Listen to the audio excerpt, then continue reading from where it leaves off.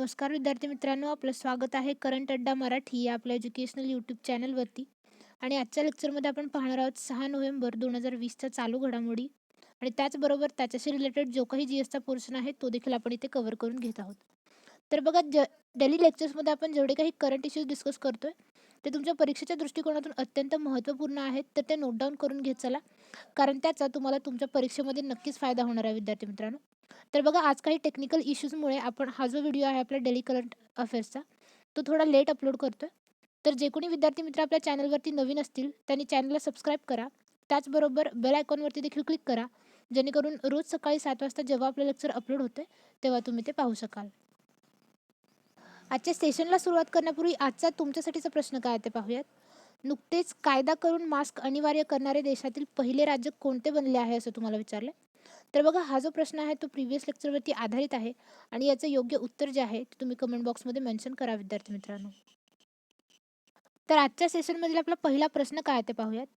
अलीकडे कोणत्या राज्य सरकारने चीनी फटाके आयात करणे किंवा विक्री करणे दंडनीय गुन्हा म्हणून घोषित केला आहे असं तुम्हाला विचारलं. तर बघा, या प्रश्नाचं तुमचं योग्य उत्तर आहे 3, हरियाणा.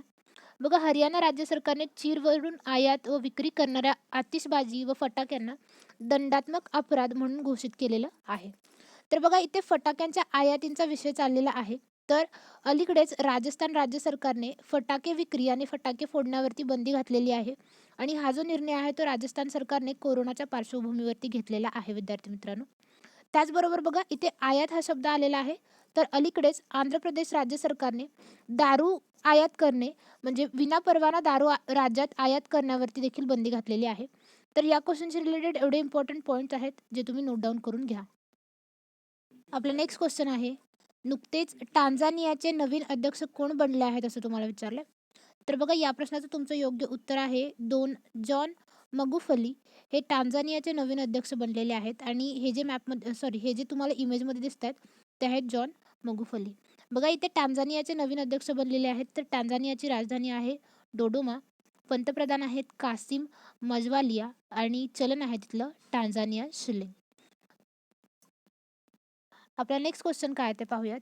कोणत्या राज्यातील पन्ना व्याघ्र प्रकल्प अलीकडेच युनेस्को बायोस्फिअर रिझर्व्ह घोषित करण्यात आला आहे असं तुम्हाला विचारलंय. बघा विद्यार्थी मित्रांनो, जे कोणी विद्यार्थी मित्र आपल्या डेली करंट अफेअर्सची सिरीज बघत असतील त्यांना हा क्वेश्चन निश्चितपणे माहीत असेल, कारण पन्ना व्याघ्र प्रकल्प जो आहे तो मध्य प्रदेश या ठिकाणी आहे आणि जेव्हा जेव्हा आपल्या करंट अफेअरच्या सीरीजमध्ये मध्य प्रदेशबद्दल विचारण्यात येतं तेव्हा आपण त्या त्या राज्याची डिटेल इन्फॉर्मेशन पाहिलेली आहे आणि पन्ना व्याघ्र प्रकल्पाबद्दल बरेच वेळा पाहिलेलं आहे.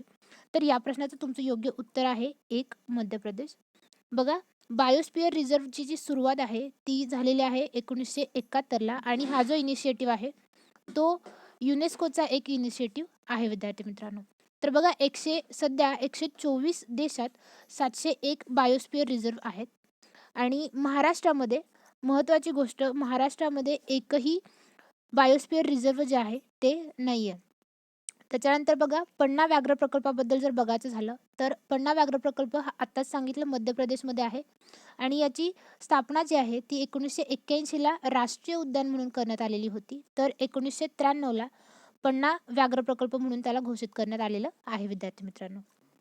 युनेस्को बायोस्फिअर म्हणून याची घोषणा करण्यात आलेली आहे. तर युनेस्कोबद्दल बरेच वेळेला तुम्हाला परीक्षेला विचारलं जातं.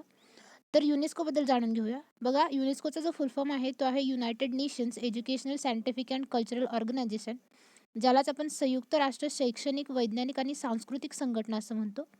बघा, त्याची स्थापना 1945ला झालेली आहे. तर सदस्य 193 आहेत.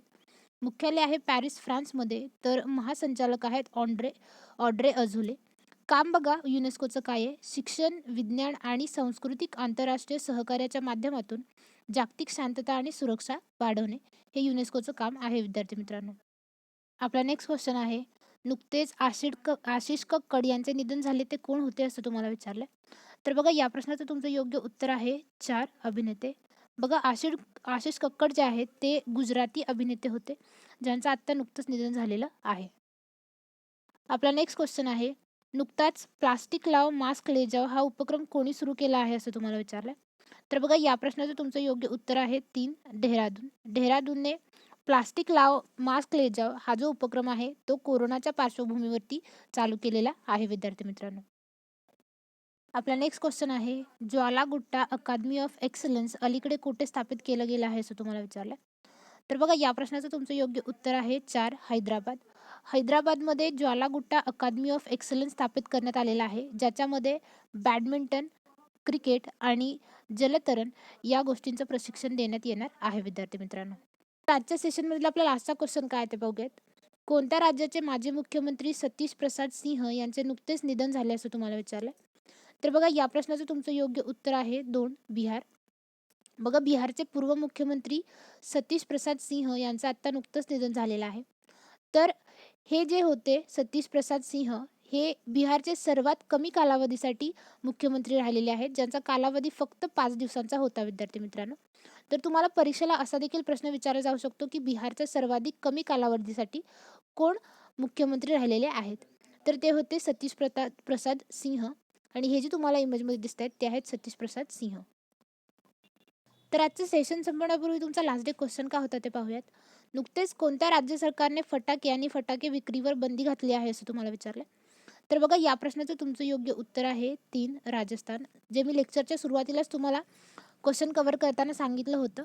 राजस्थान राज्य सरकारने फटाके आणि फटाके विक्रीवरती बंदी घातलेली आहे. कोरोनाचा वाढता प्रादुर्भाव लक्षात घेता हे पाऊल जे आहे ते राजस्थान राज्य सरकारने उचललेलं आहे विद्यार्थी मित्रांनो. तर आजचं आपलं लेक्चर इथेच संपत आहे विद्यार्थी मित्रांनो. तुम्हाला करंट अफेअर्सशी रिलेटेड काहीही क्युरीज असल्या तर त्या कमेंट बॉक्समध्ये नक्की मेन्शन करा. आपले व्हिडिओ जर तुम्हाला आवडत असतील तर व्हिडिओला लाईक, शेअर आणि सबस्क्राईब करायला अजिबात विसरू नका. बेल आयकॉनवरती देखील क्लिक करा, जेणेकरून चॅनलच्या कोणत्याही नोटिफिकेशन जे आहेत ते तुम्ही मिस करणार नाही. व्हिडिओ पूर्ण पाहिल्याबद्दल धन्यवाद.